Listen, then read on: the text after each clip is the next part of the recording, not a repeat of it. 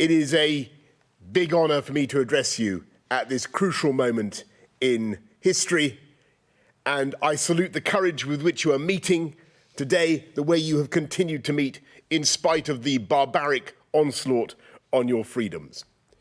Day after day, missiles and bombs continue to rain on the innocent people of Ukraine. And in the south and the east of your wonderful country, Putin continues with his grotesque and illegal campaign to take and hold Ukrainian soil.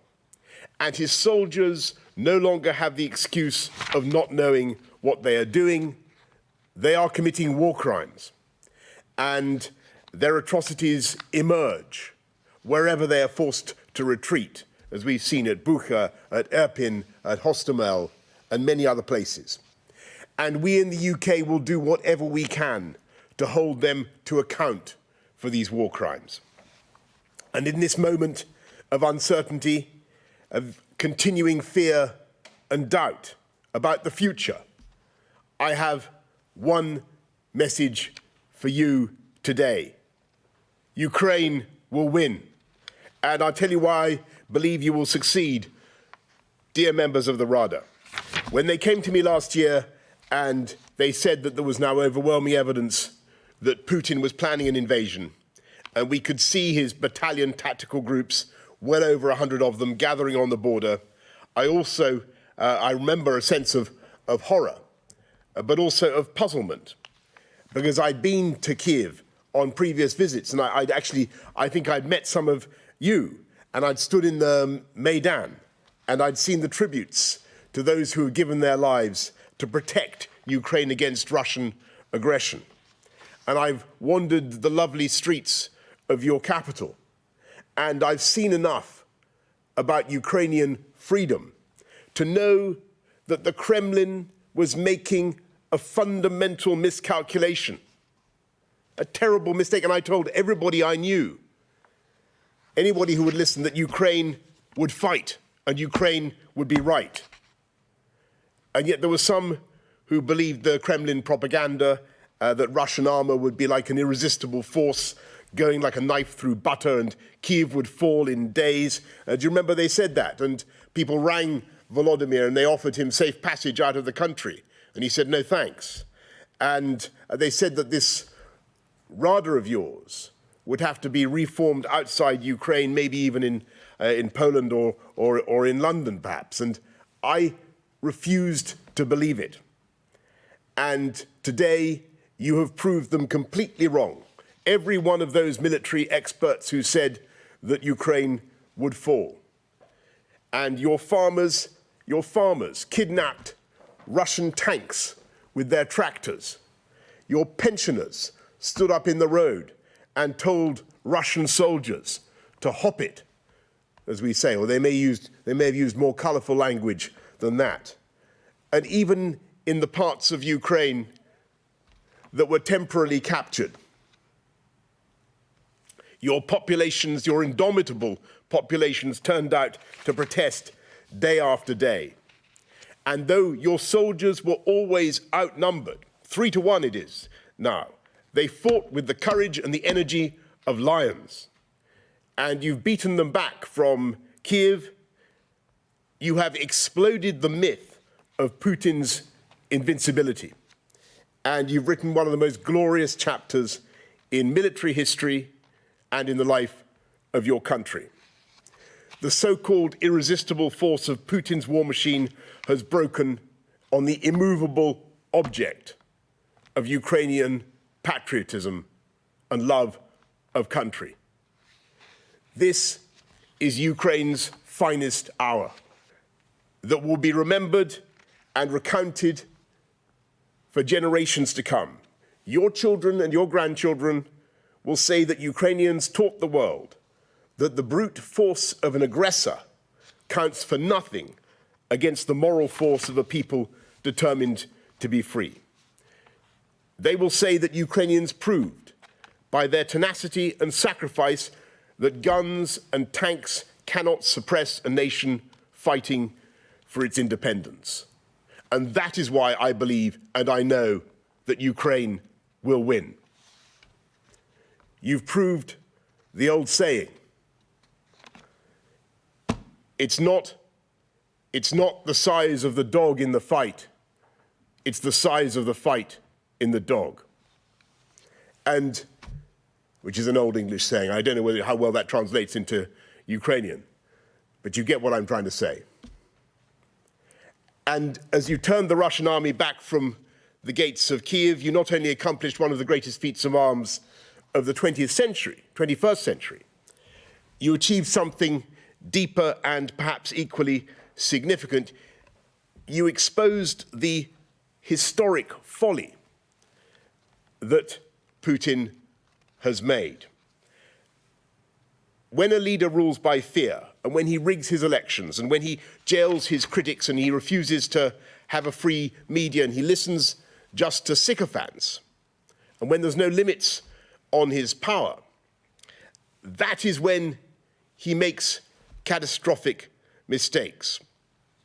And it's precisely because we understand this danger in Britain and in Ukraine, and precisely because we are democracies and that we have a free media, the rule of law, free elections, robust parliaments such as your own, we know that these are the best protections against the perils of arbitrary power.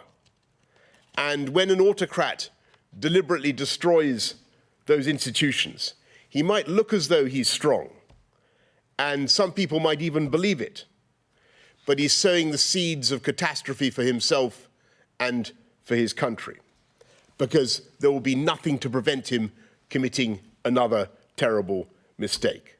Putin's mistake was to invade Ukraine, and the carcasses of Russian armor littering your fields and streets are monuments not only to his folly, but to the dangers of autocracy itself. And what he has done is an advertisement for democracy.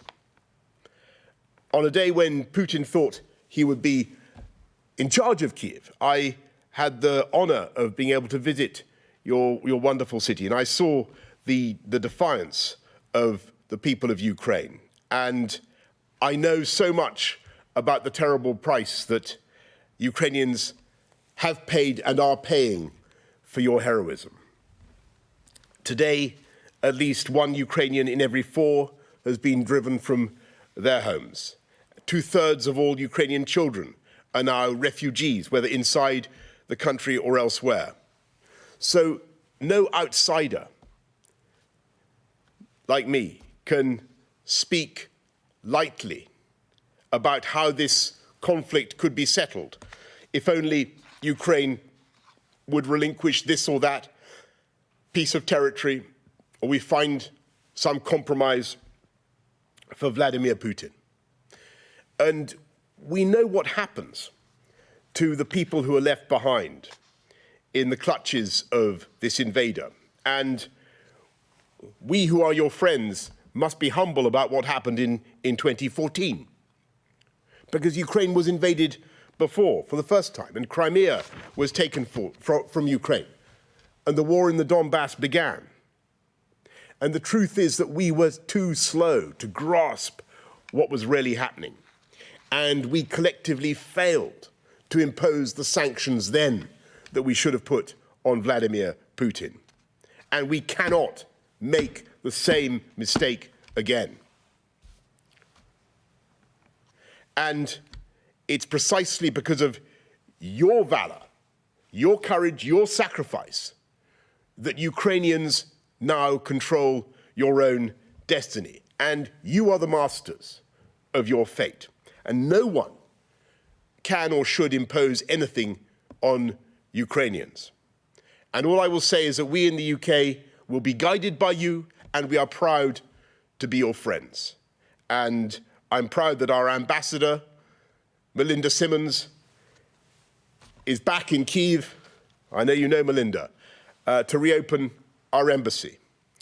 And in January, of course, as you were kind enough to say, Mr. Chairman, just before Putin launched his onslaught, We sent you plane loads of anti-tank missiles, the NLAVs, which I think have now become popular in Kiev and elsewhere. And we have intensified that vital effort, working with dozens of countries, helping to coordinate an ever bigger supply line.